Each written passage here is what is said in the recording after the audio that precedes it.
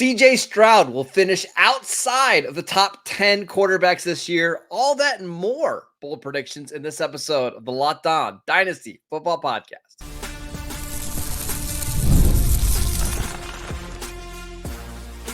You are Locked On Dynasty Football, part of the Locked On Podcast Network.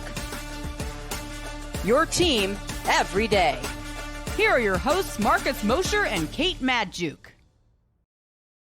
Welcome back to the Locked On Dynasty Football Podcast, part of the Locked On Podcast Network, your team every day. We'd like to thank you for making us your first listen of the day. Today's episode is brought to you by Prize Picks, the easiest and most exciting way to play daily fantasy sports. Go to prizepicks.com/LockedOnNFL and use promo code LockedOnNFL to win $50 instantly when you play $5. You don't even need to win to receive the $50 bonus. Prize Picks, run your game. Welcome back. I am your host, Marcus Mosher. You can follow me on Twitter at Marcus_Mosher. And joining me today, as always, is Kate Madjuk. You can follow her on Twitter at Kate Madjuk. You can also read her over at Yahoo. On today's show, we're giving you our bold predictions for the 2024 season. Just a little heads up, on tomorrow's show, we're going to give you our boldest, hottest, spiciest takes. So make sure you tune in for that. But Kate, these are mild takes. Let's start off with a CJ Stroud take. Let's start out with CJ Stroud indeed, because he has been one of my biggest fades this offseason, especially when it comes to cost and redraft leagues. Right now, CJ Stroud is being drafted round 4, round 5, like ahead of Anthony Richardson, who everybody is boldly predicting could finish as the overall QB1. I understand that CJ Stroud is an elite quarterback already heading into year 2. I understand that he is throwing to arguably the best wide receiver trio in the National Football League with Nico Collins, Tank Dell, and the newly added Stephon Diggs. He's also got a very capable receiving tight end in Dalton Schultz. You bring in Joe Mixon. There's so many mouths for him to feed, Marcus, but we are predicting that he falls outside of the top 10 fantasy quarterbacks this season. Break it down. Yeah, again, this has nothing to do with Stroud, because I think Stroud is an unbelievable player. It comes down to his fantasy value, right? And we know Bobby Slowick, the Texans OC, one of the most run-heavy offensive coordinators when you get down close to the goal line. And I think that's one of the reasons why they brought Joe Mixon in, is because he is a pretty efficient goal line runner. I think he's going to get a lot of these short touchdowns. But it really comes down to me, Kate, I think this Houston defense is going to be really good. The addition of Danielle Hunter, the development of Willie Anderson, the secondary is so much better. I just don't see the Texans getting into a lot of shootouts. I think they're going to ask Stroud to manage the game, put up efficient numbers, but I don't know if he's going to put up elite passing numbers. That's why I won't be surprised that other quarterbacks that are like Stroud, such as, let's say, Jordan Love, Dak Prescott, I'll even throw maybe some older guys in there like Kirk Cousins. I won't be surprised if those guys have higher passing yardage totals and more passing touchdowns, and they just finish over Stroud. On top of that, Stroud really doesn't give us much in the rushing department. So maybe quarterbacks like who you love, Jaden Daniels, maybe he rushes for 500 yards and 6 touchdowns.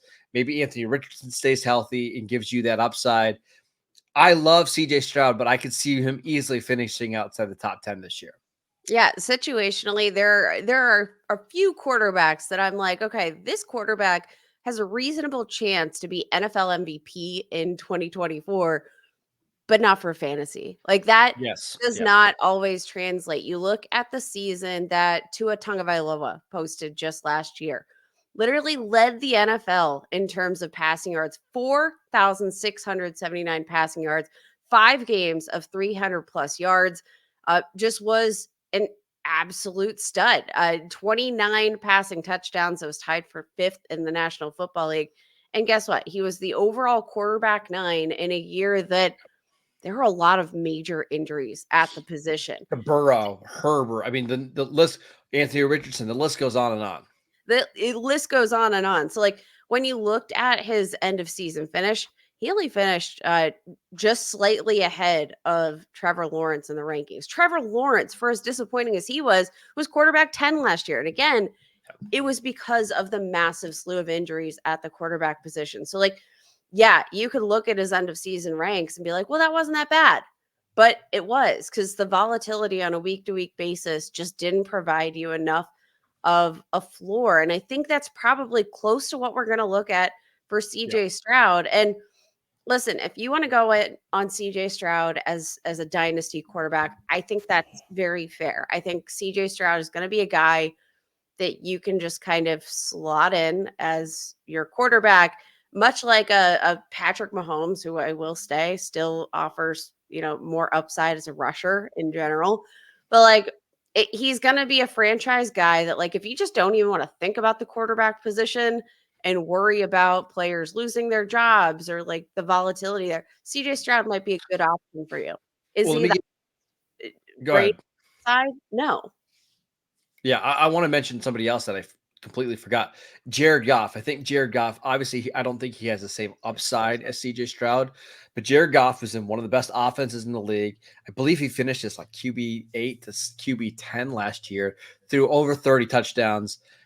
I could see Stroud having a similar season to that, but when you don't have the rushing upside, it's going to be hard for him to finish better than that. And unlike in Detroit, I mean, Houston's had a really good defense. I don't think Detroit's defense is going to be very good this year. And that means that Goff is just going to be in more of these shootout type of games. I could see, Kate, there being a lot of games where the Texans win 24-14, right? 23-16, because the defense is going to be lights out. They're just not going to need CJ Stroud to throw the ball 45 times a game like the Lions sometimes need from Jared Goff.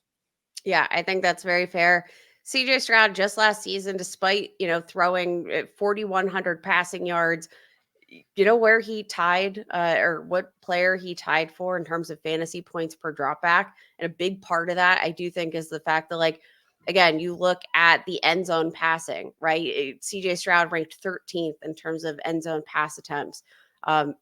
Not any sort of a factor in terms of red zone rush attempts. 9 total carries inside the red zone all of last season.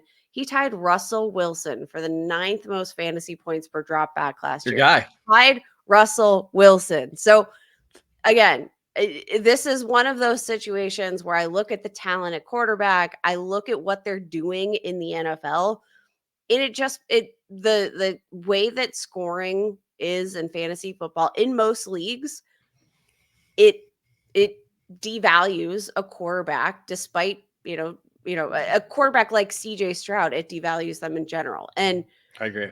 that creates these mismatches where, like, yes, you sound stupid saying that CJ Stroud is not a top 10 quarterback, but we mean for fantasy football. And sometimes there are these situations where real life NFL does not match the fantasy output, regardless of how much we want it to. Again, I would take Stroud all day over Dak Prescott, Jared Goff, Jordan Love. But Kate, would it be surprising at all if he just finished below all those guys in passing yards and touchdowns? No, it wouldn't be at all. So this might seem like a really bold take because of where he's being drafted in redraft and dynasty leagues, but it also wouldn't be that surprising either. All right, Kate, let's get to some other bold predictions, including one from your guy, George Pickens. We will get to that next. This episode is brought to you by Game Time. We absolutely love Game Time. It's what I use whenever I buy tickets to go to football games. Game Time has a new feature called Game Time Picks that makes getting tickets for your live events even easier and faster than ever. Game Time Picks filters out the fluff to show you only the incredible deals on great seats, so you don't have to waste your time searching through thousands of tickets. I love the panoramic view that you get from Game Time. You know exactly what you look like, what your seats look like before you even get into the stadium. Plus, they have the lowest price guarantee, or Game Time will credit you 110% of the difference.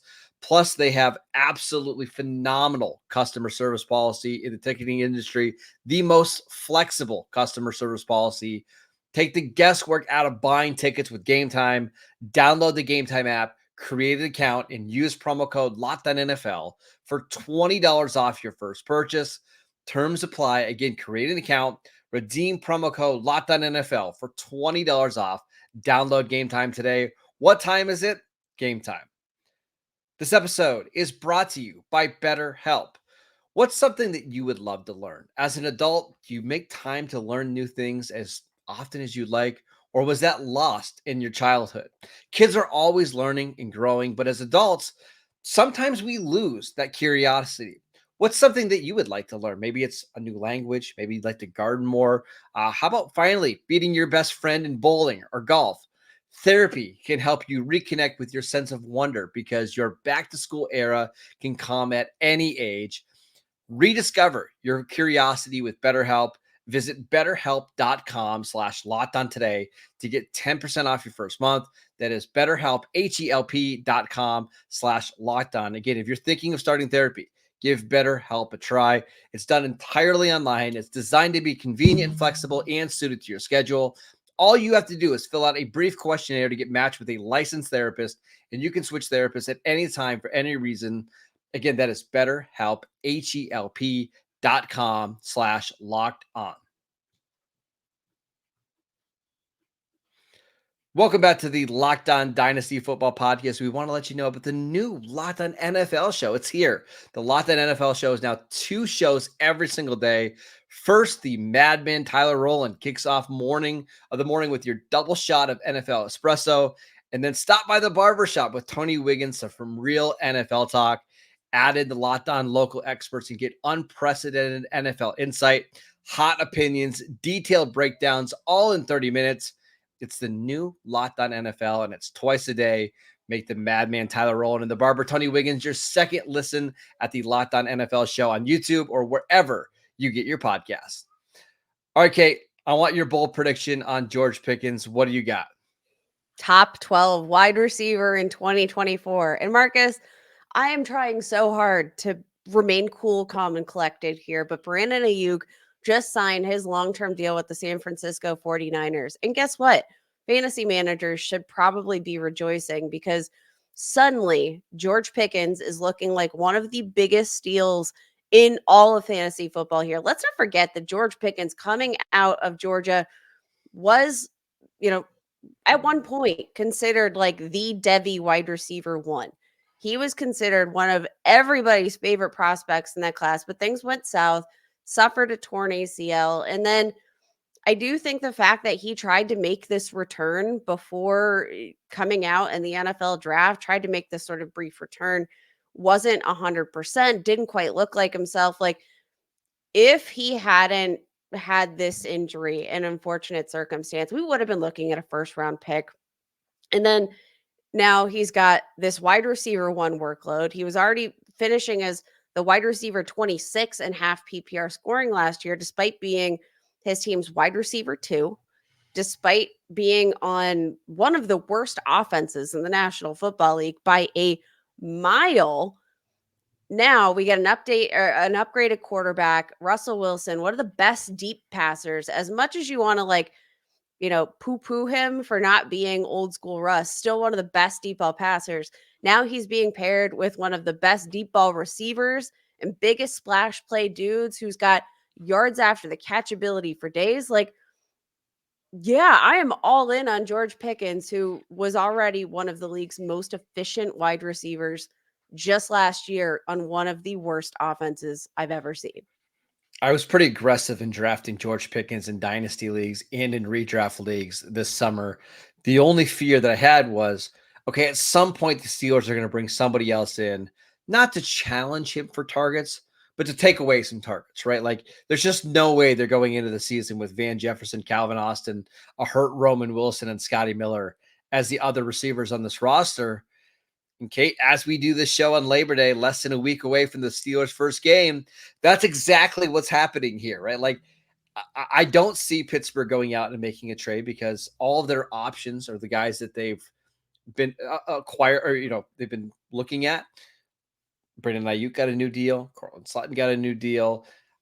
I just don't see CeeDee Lamb. I don't think they're actually looking at CeeDee Lamb, but you get the point. Like, all of these receivers that could have been available, Pittsburgh kind of whiffed on. And now it's George Pickens and all of these other Jags, right? Just guys are out there with George Pickens. And it seems pretty likely that he's going to get conservatively 8 targets a game, maybe even more than that.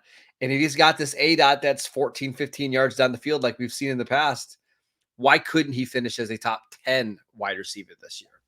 Yeah, I think, I mean, the skill set is there, right? And you're projecting this offense. I don't know, obviously the narrative around Matt Canada is not a favorable one, but for anybody who didn't watch the games on an every down basis, they didn't utilize the middle of the field. They did not really do anything for George Pickens outside of just running these routes along the boundary, which, again, for a guy that has tremendous yards after the catch ability, like targeting him on these, like outgoing, you know, sideline catches where he literally can't maximize any yards after the catch. Like, that is the kind of offense that the Steelers were working with. Whatever you want to say about Arthur Smith and the frustrations there, I mean, yeah, I get it. But the tier break between George Pickens and Van Jefferson and any other player in this offense is so significant that I think 150 targets for George Pickens here heading into year 3 is not outside of the realm of possibility. And I'm kind of all in. And this is somebody who, I will say, I've been probably more skeptical of George Pickens than anybody. I've said, yeah, like the explosive playmaking ability, the jaw-dropping catches, you love that. But what has been kind of absent from his game is this ability to make routine plays routinely. I do think moving him around in the offense, getting him some snaps in the slot where he might be able to generate a little bit more separation, like all of these things have worked in George Pickens' favor this year to, I think, really, really shock people heading into his 3rd NFL season.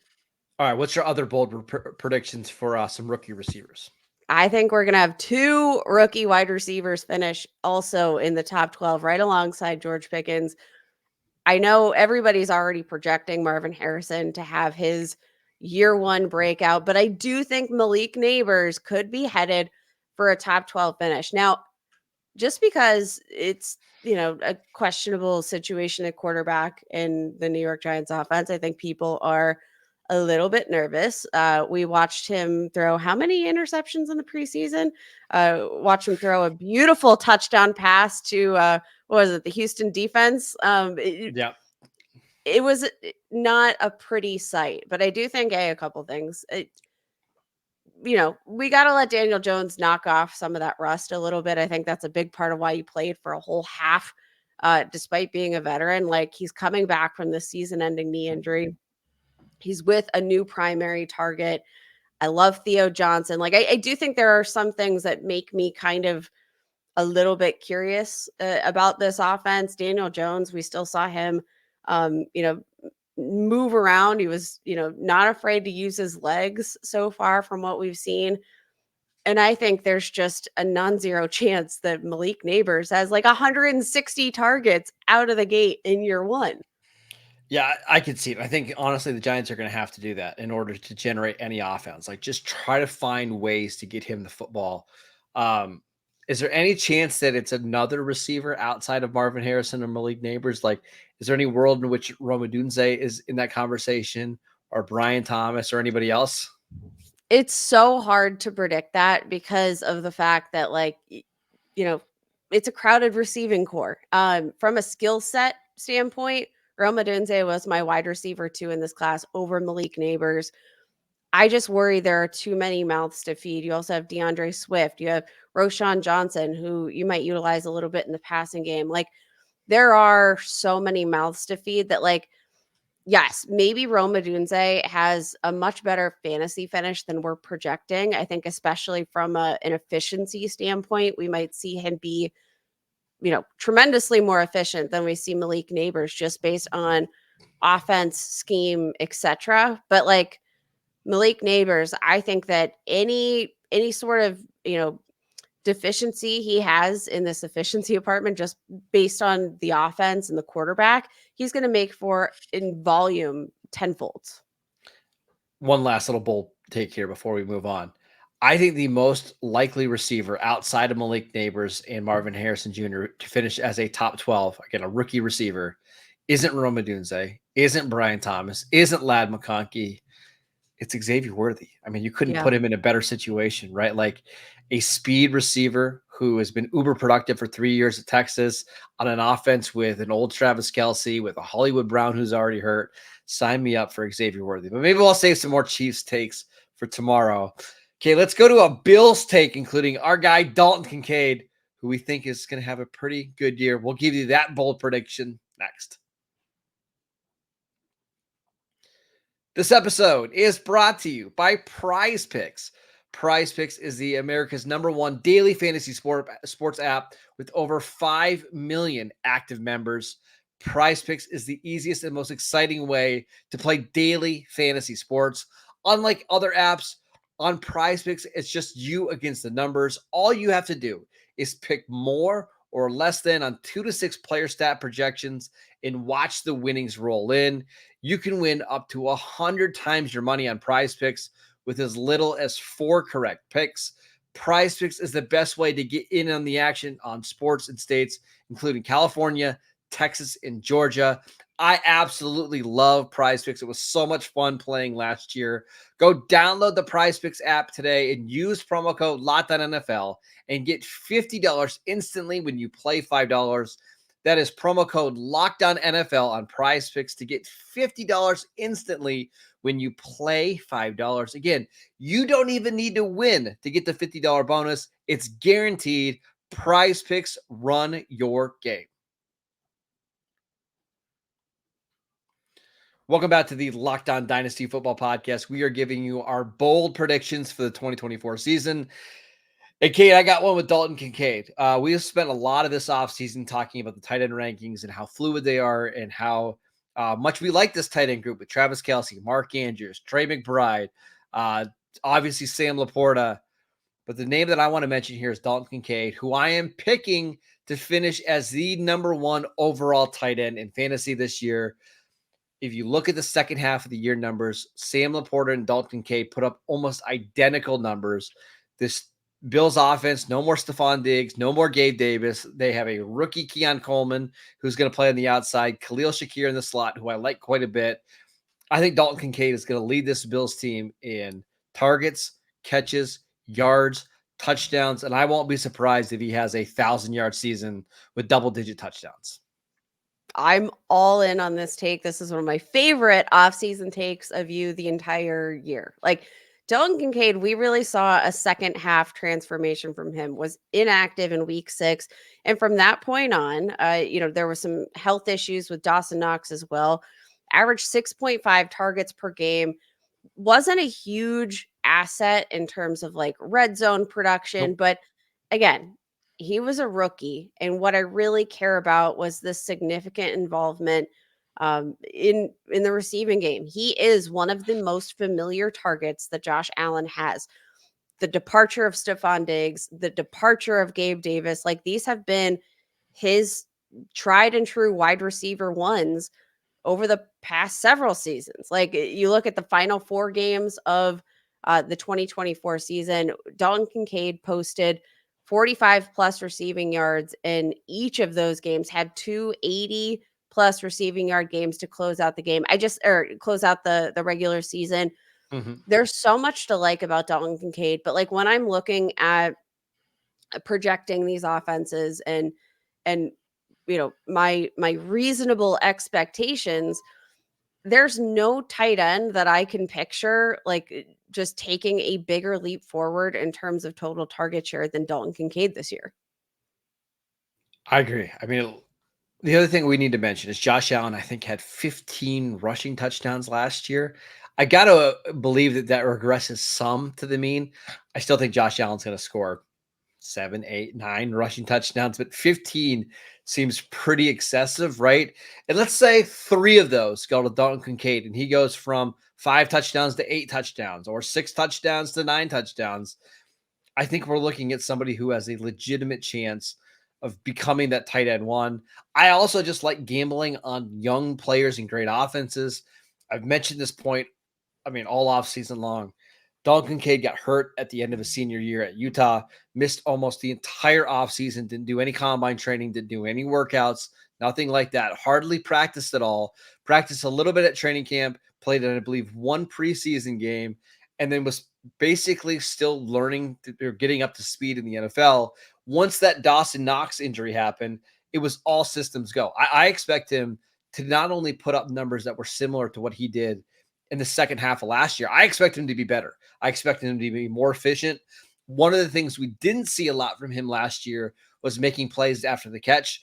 He's a much better player after the catch than what we saw last year. I'm expecting a massive year for Dalton Kincaid. For sure. And what I'm hoping for the most in terms of like projecting growth for Kincaid, I really want to see an increase in end zone targets, but it only had 3 targets inside the end zone all of last year in the regular season, which is kind of like, I don't know, jarring when you just look at the fact that, like, yeah, this is a team that has plenty of opportunities in the scoring range. Like, but again, you look at which of these players are departed from the offense. Gabe Davis led this team in end zone targets. Stephon Diggs ranked second in end zone targets. In terms of red zone targets, Gabe Davis again led that Buffalo Bills offense. Stephon Diggs ranked second.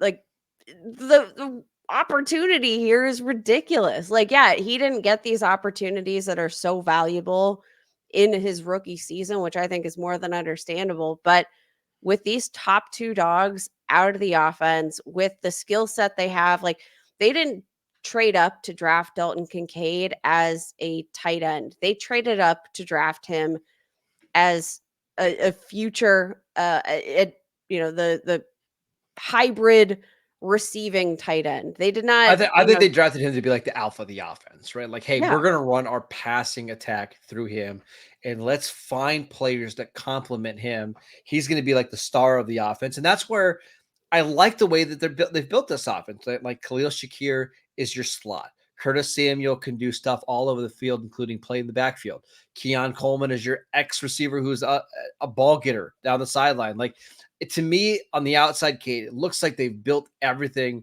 around Dalton Kincaid. And once the season starts and we get a couple of games in, it's going to be so obvious to everybody that Kincaid is the guy that you want in this offense.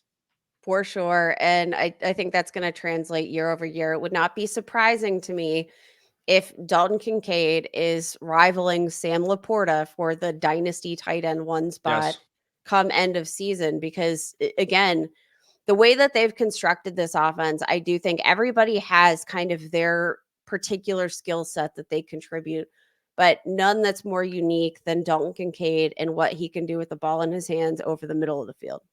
Absolutely agree. All right, that is it for today's show. We want to thank you for making Locked On Dynasty Football your first listen of the day. Now make your second listen to Locked On NFL show. 2 shows every single day, one from Tyler Rowland, one from Tony Wiggins. Absolutely fantastic. Make the madman Tony Rowland and the barber Tony Wiggins your second listen at the new Locked On NFL on YouTube or wherever you get your podcasts. Again, you can go download our show wherever you get your podcasts. We are free and available on all platforms. Check us out on YouTube as well. On tomorrow's show, we're going to get really spicy. You thought today was hot. Wait till tomorrow. Woo! Tomorrow is our boldest takes of the year. You will not want to miss that. Go follow Kate on Twitter at Kate Majuk. I'm at Marcus _Mosier, and we will see you right back here tomorrow.